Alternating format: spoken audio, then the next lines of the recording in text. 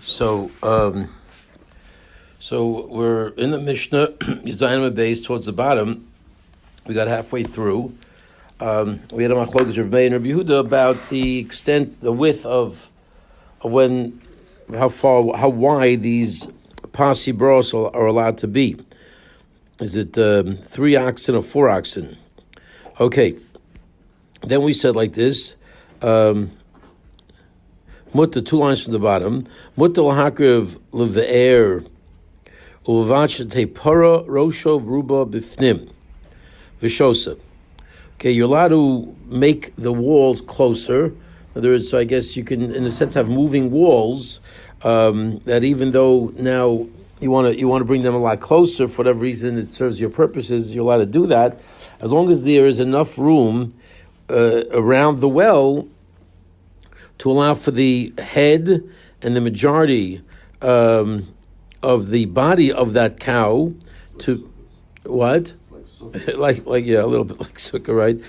Except that's a human, but this is and vishosa and drink. So if that amount of space is there, that the cow's head and the majority of his body fit within the walls of the pasi bros, that's fine. I'll just finish the Rashi's here on this page. Mutal hakrif, second wide line on the bottom of Rashi. Mutal hakrif pasim lever v'lasas a heck of kutzer. You're allowed to bring these boards closer to the well to make the surrounding area less, to narrow the area down.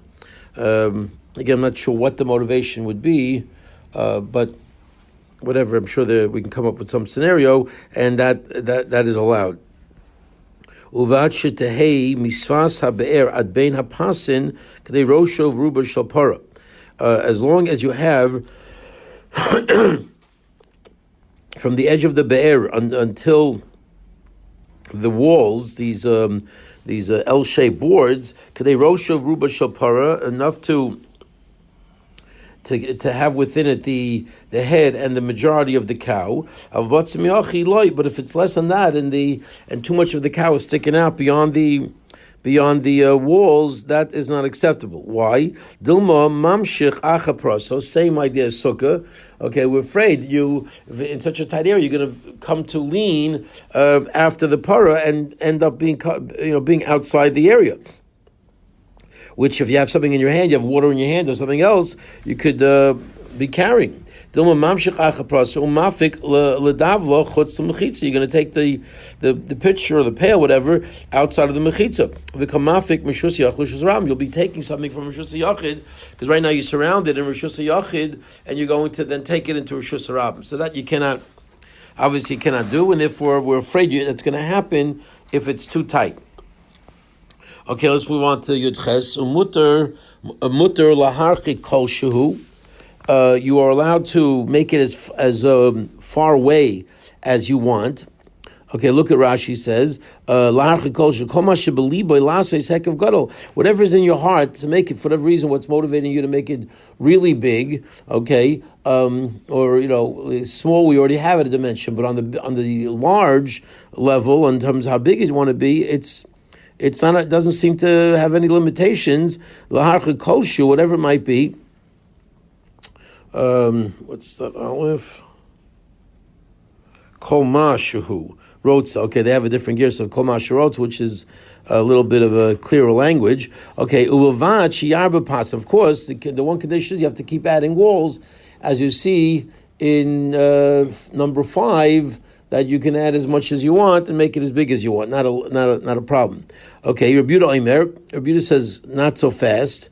This is not an unlimited situation. Rabbi Yehuda ad beis hasayim. Our good friend, the beis hasayim, the 5,000 square amas, that's the rule here as well. The kol kam look at Rashi uvad shiarba. Right. Okay. So. Oh, let's finish the Mishnah already. He says, again, the Tanakhama said you can make it as far away as you want, as long as you add boards. Rabbi Yehuda says, no, ad beis hasayim. Loi, while they answer in the back, like Amru beis hasayim ela lagina ulakarfev.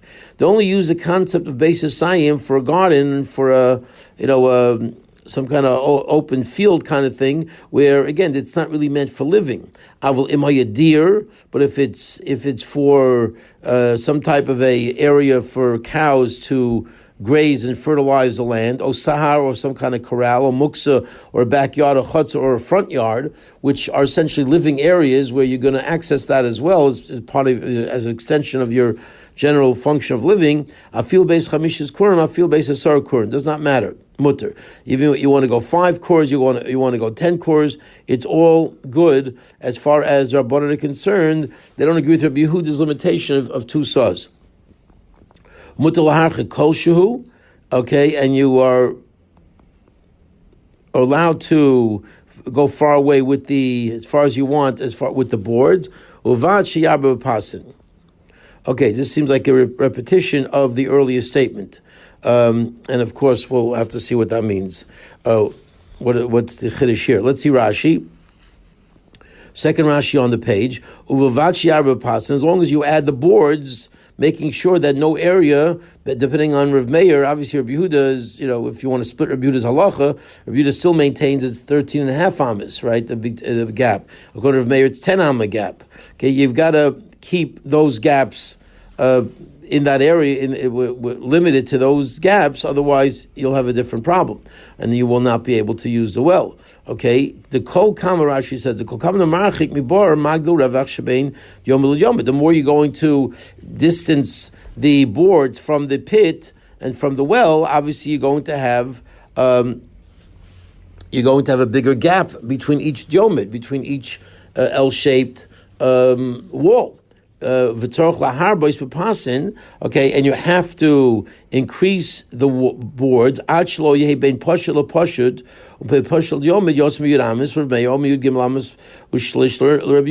Exactly like we said. You have to maintain the proper limitations of either 10 amas according to Rav Meir, 13 and a third amas according to Rabbi Yehuda, that you cannot go beyond those dimensions. That's going to require more boards as you spread it out. Okay, Legino Karfev. So they answered back about the garden and the Karfev. Then they said that the only time Beis Hasayim applies is those 2 things. Shena Hakef and Ladira. Okay, they're not really being surrounded and walled up for the purposes of living. Karfev hekav gadol chutz le'ir la'achnas sham eitzim la'otzer. So a Karfev is a big area, a storehouse of wood. You want to store wood for a rainy day. Okay, so you can do that. You do that in a big Karfev, some kind of big field, enclosed field type area. Avim deer. Okay, shel behemos. But if on the other hand it was for a group of animals, sho'isim bisados hayom kan vayom kan, and that you take them from field to field, you gather them in this place one day, in another place another day, in order for you to fertilize the field with the dung of the animals. So that those types of things are not really called they're not usages that are not called living usages. Somehow we view that as being a function of the owner and serving the owner more directly. Sahar lebehema shalir, just sort of a big corral for animals in a city. Muk says and we had that word before. It's the street or the place behind the homes where you would have you store things, and it would certainly serve the owner. The chutzah, of course, is before the houses. The kol hani akefan ladirahu. Okay, all of these things are surrounded for living. I guess even though it's just for animals, but I guess even for animals, the animals are staying there, as opposed to the gina and the karfeif. It's really, there's no living beings that are going to be serviced by those areas, and therefore they have a different status. Okay, he says the chani hakefan ladirahu vahani pasi bros nami, and the same thing is true with the pasi bros. Hayil umemei henruyin l'shtias adam, since their waters are fit for the drinking of humans. Tashmish dira mayasu, it's called a good solid function. So somehow he does seem to need to get it back to people. Okay, so I'm not sure how these corrals and things, I guess people still work there, maybe that's what it was, that people still access that area, because if you're dealing with your animals, humans have to be around as well. Maybe that's the pshat. So these are seen as servicing humans, and that therefore you can go way more than two base saws. Well, Rabbi Yehuda held that somehow this did not meet the threshold, and therefore you had a 2 base saw limitation as to how far out you can go in terms of making these pasi bros as big as possible. Okay, so we have our lines drawn. Let's see the Gemara. So Lema Masis Lo Kichranya. We're going to see that this issue of pasi bros is actually much argued about in terms of its guidelines and its limitations. So let's see if all of these opinions, could they fit into the Mishnah or not. Let's say this Mishnah does not agree with Chananya, good friend Chananya. We had him in Shabbos, in Gemara Shabbos. Lemasis Lo Kichranya. The Tanya, because we learned in the Brayso, Isim Pasal Abar, the Chavolin L'Shayara. The Tanakh mold, you can make these L-shaped boards for a pit and ropes for a caravan. These horizontal ropes that are shvach, in nature, but they're good enough. If you're dealing with a caravan, the Tanakh says you can do that. Okay, that's not a problem. So Chanya says you can make ropes for a pit. I grant you that. You can, if you want to use the horizontal ropes, not just for a for a caravan, but you also want to use it to surround the bar. I'll go with that. I will not buy into these L-shaped concepts. I don't buy it. The pasi bros is not a heter I'm willing to accept. So it sounds like he doesn't go accept the heter whatsoever. Then why? Then he can't fit into the Mishnah. So Charanya does not fit into the Mishnah. Mara says, no, you're not reading this very carefully. I feel Tema Chananya. Okay, I will tell you that Mishnah could fit into Chananya. Chananya does not buy into pasi bros. Well, not so fast, because he doesn't buy in to pasim of a bar, but a pasim of a be'er. That's a whole different story. Bar luchud, bear luchud. Okay, so the answer is you've got two different types of, you've got wells, which is like spring water that's flowing, and you got a bar, which is a pit in the ground that gathers rainwater. Right? They call that a watering hole for some reason. Those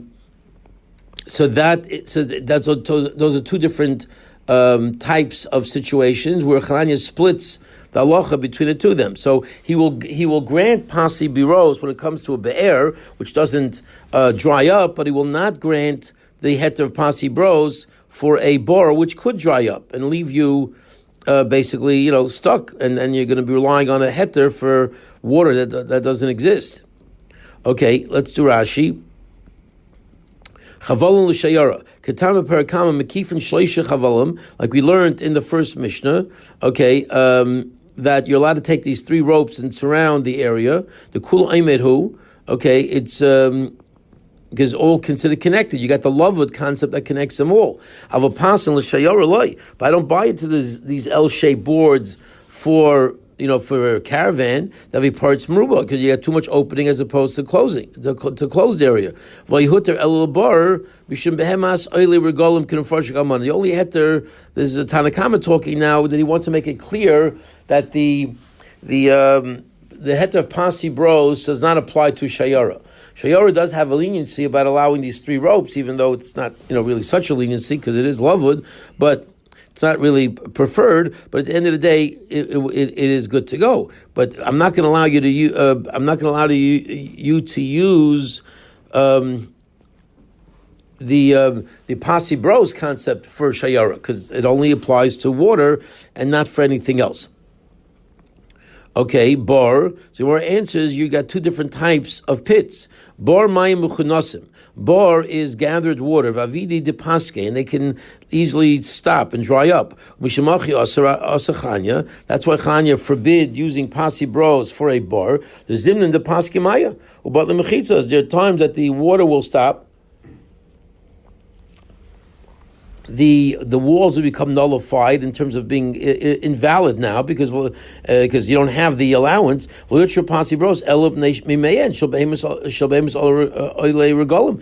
to be able to allow people to come up, to Shleim, it's a dvar mitzvah. So we loosen the rules a little bit, but if you don't have any water, the rules don't get loosened, then things go back to the old Easter, and you're not gonna know that and recognize that, and it's gonna lead to problems. So the answer is no, not for a bar.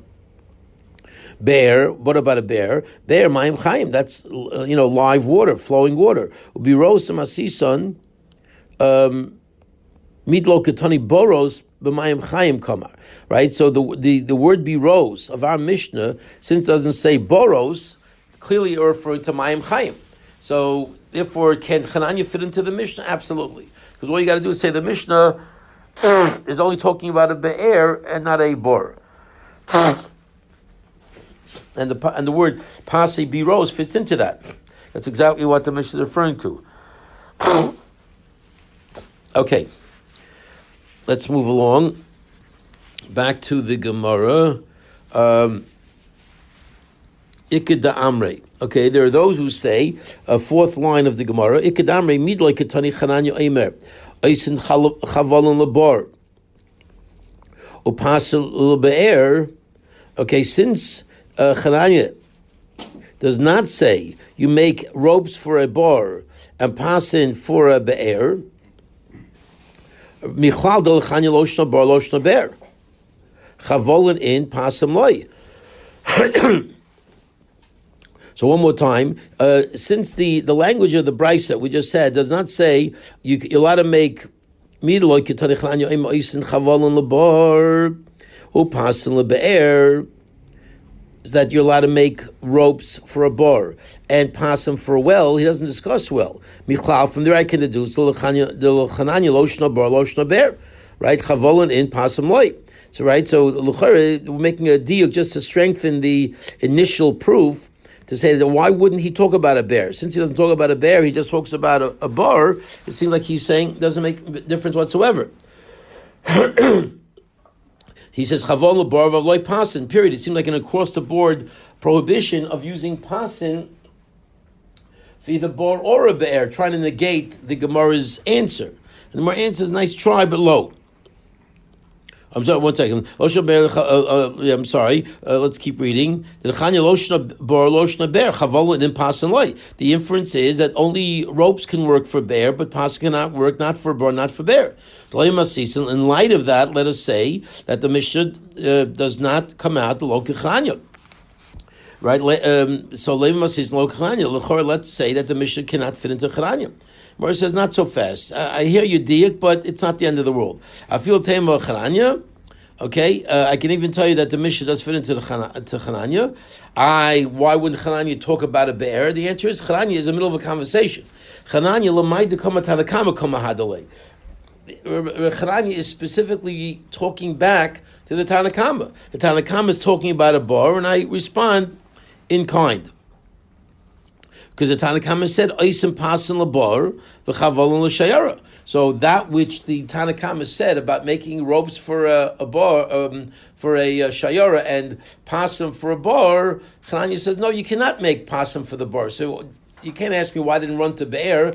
We're not talking about bear right now. So no, our Mishnah could still fit into Chananya. It's essentially the same as the first language, the first lashon, except that it's a little bit, makes a stronger diuk, and we come back with a little bit more of a clearer explanation. Okay, let's catch up on the Rashis. No Rashis. Okay, so can Chananya fit in? Chananya could fit in. Does Chananya limit the din of Pasi Biros? He certainly does. He says only wells and not watering holes. Fine. Let's keep that in mind just for the sake of seeing all these opinions. Okay, because they're all going to line up. So let's try the next one. Let's assume that the Mishnah cannot agree with Rabbi Akiva. Why?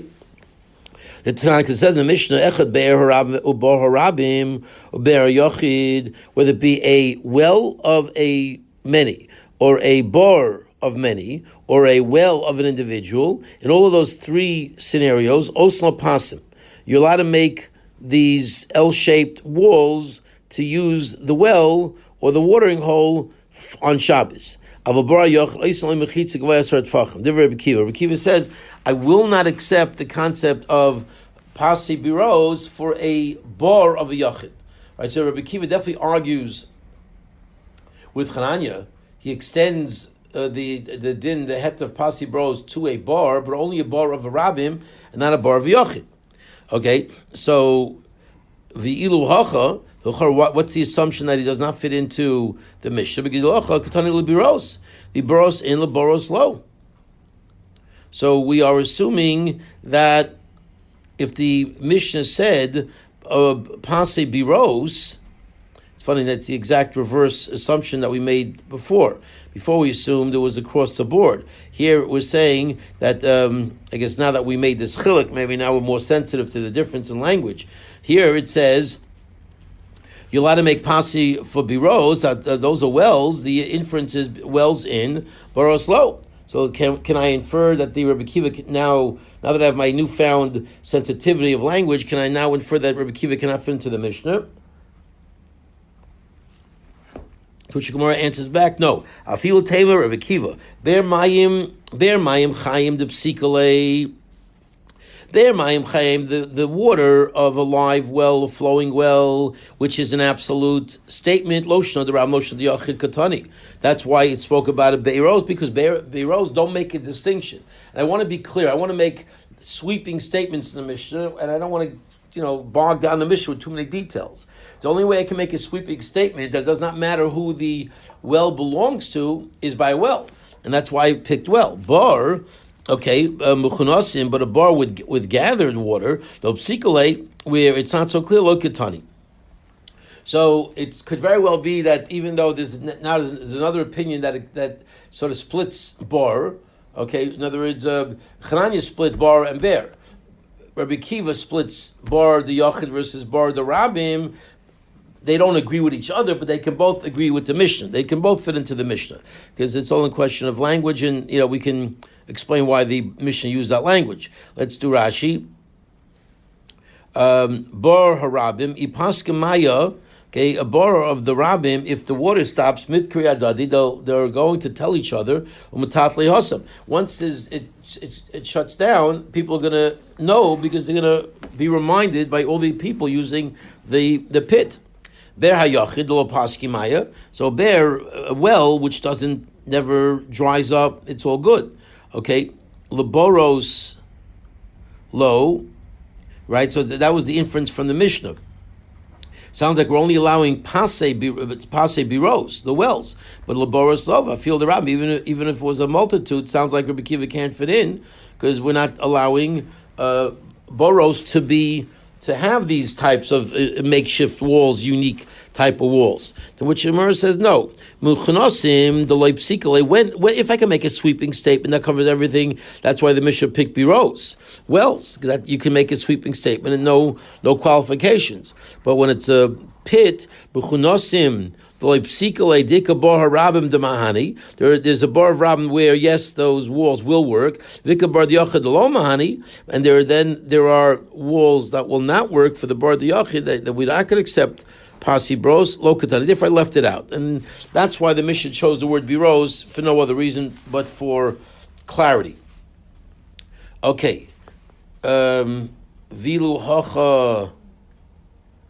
Okay, no, let's weiter. Okay, so let's hold the place there. Let's try the next one. So we have two Tanaim who clearly disagree with each other, but they can both fit into the Mishnah.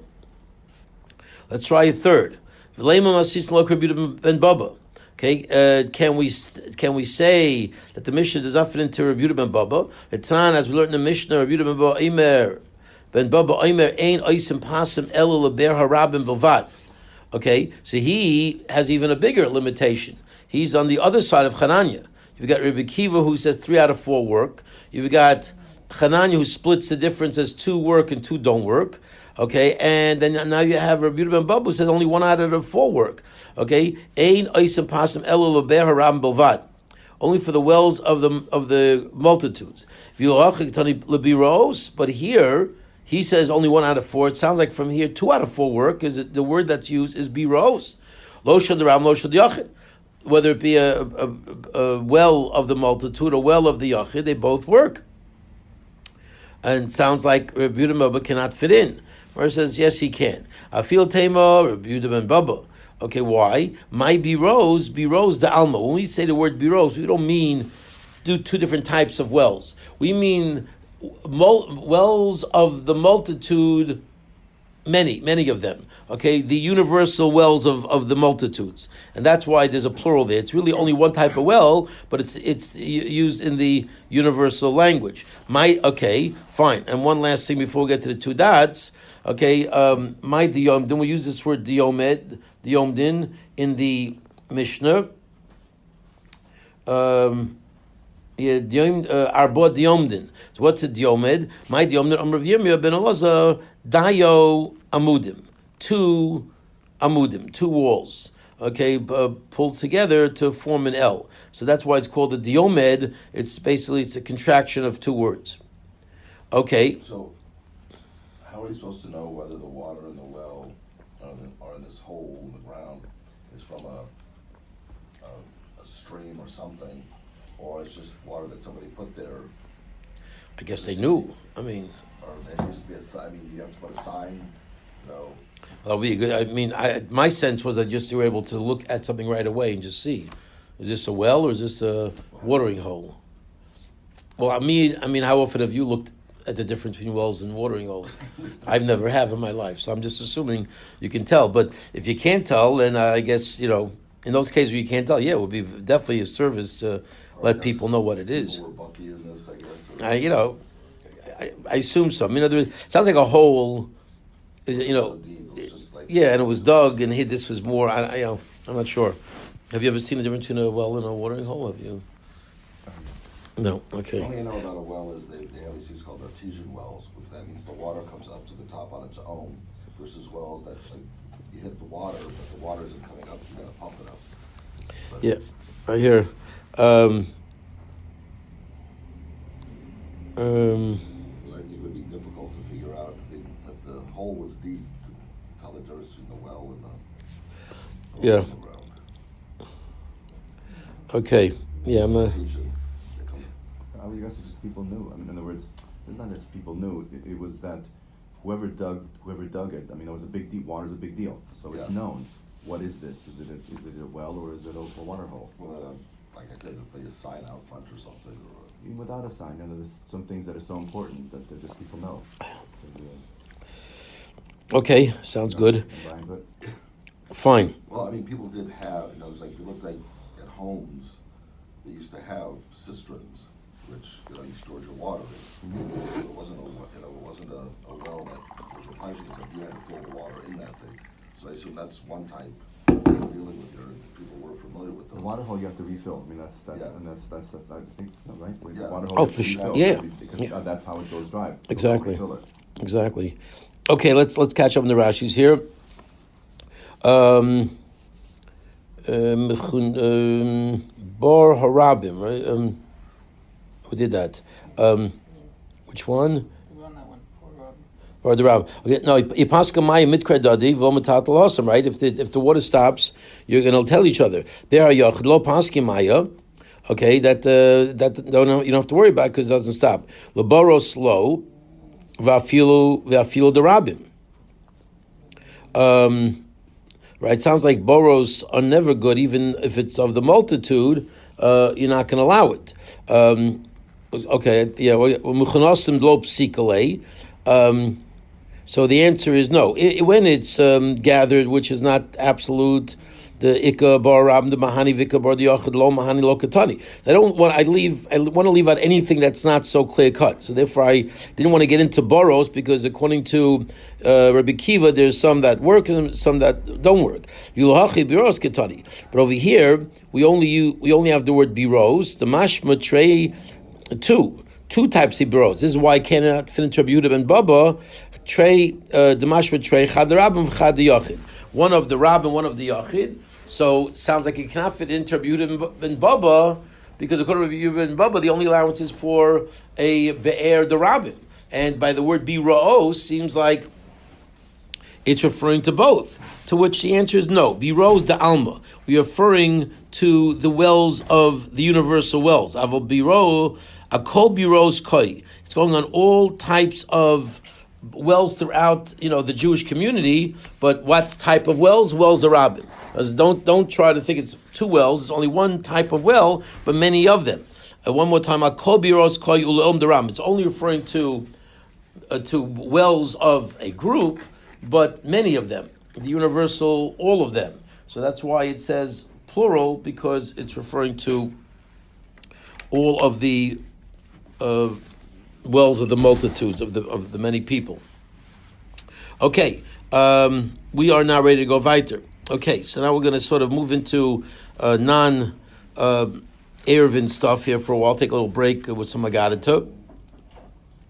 So we have this little mnemonic here to help us remember this Gemara, Tan Hasam. So that's a sim. Yo, Lemnuda, Shvach, Sunis, and Skalkel, Midah, Shosha. Okay, Simon. So Tan Hasam. Let's learn over. We learned in the Mishnah over there. Bira Omer, Kol Hashisim Peturin, Chutz Min Hadyufra. All types of shisin.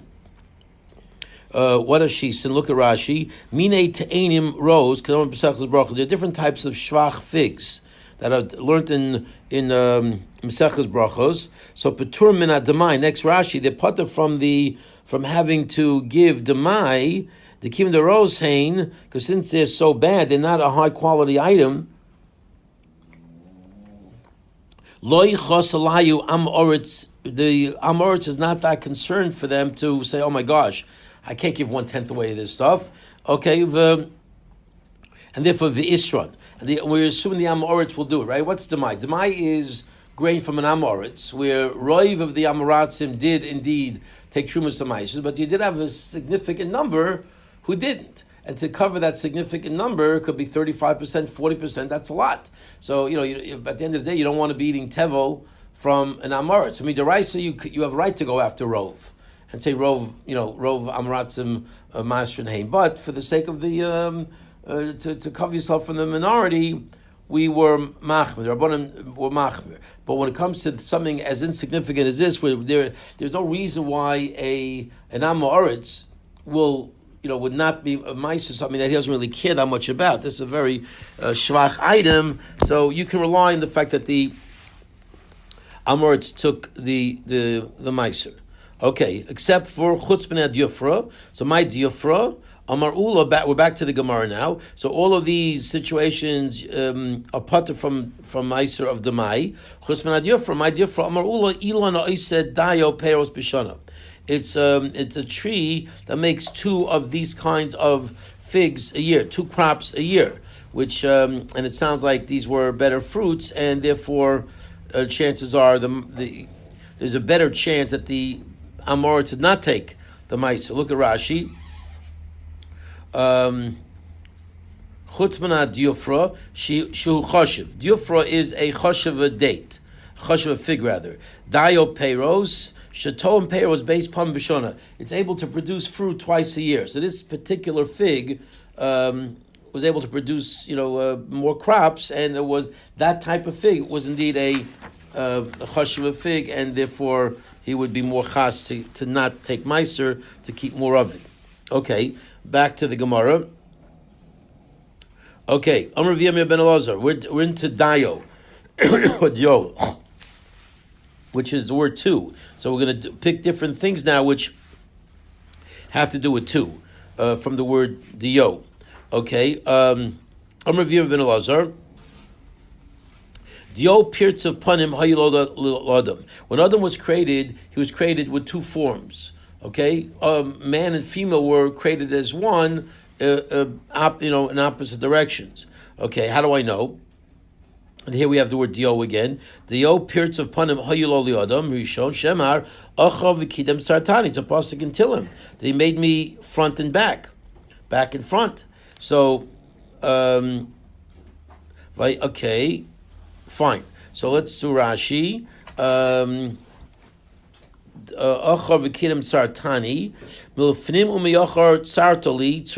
You gave me, you formed me with a face both in the front and in the back.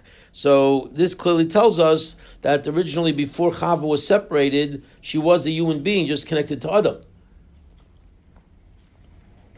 That seems to be the way it was originally. So let's see. Let's go back to the Gemara. V'yivan Hashem Elokim es hatzela. So Hashem Elokim made from the rib Adam. What does the pasuk say? V'yivan Hashem Elokim es hatzela asher lokach min ha'adam li'isha v'yiveh el Adam. So he made woman from that tzela, from that rib, and she was of course Chava. So Rav and Shmuel argue about understanding this pasuk. Chanam Pirtzov, one says that it was a full face and a full figure that was removed from Adam and made into Chava. V'Chanam Azanov. Okay, and the other one says no, it was a tail. It was a tail that that was taken from Adam and formed into Chava.